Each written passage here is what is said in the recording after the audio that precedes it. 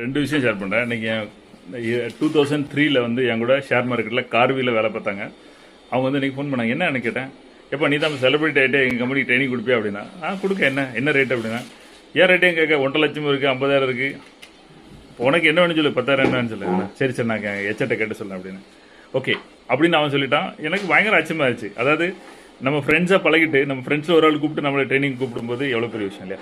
நான் okay done வரேன் அப்படின்னு. சரிக்கா ஹெச்ஆர்ட்ட பேசிட்டு போகிறேன். ஒரு மெடிக்கல் கம்பெனி ஃபார்மா அந்த டன். எனக்கு இன்னொரு ட்ரைனிங் வருது. என் ஃப்ரெண்டு ஒருத்தர் என் மென்டர் அவர் தான் என்னையா வந்து வேலைக்கே கூப்பிட்டு பண்ணார், அவரெல்லாம் பண்ணார். அவருக்கும் தெரிய வர நான் அந்த மாதிரி ட்ரைனிங்காக பண்ணிகிட்ருக்கேன். எனக்கு கூட ஃபோன் அடிச்சு மௌனை நீ மோட்டிவேஷன் ஸ்பீக்கர்னாலும் சரி தான், ட்ரெயினர் ஆனால் சரி தான், என் கம்பெனி பக்கம் வந்த நான் வேலையை விட்டு போயிடுவேன், அந்த சைடு வந்துடக்கூடாது.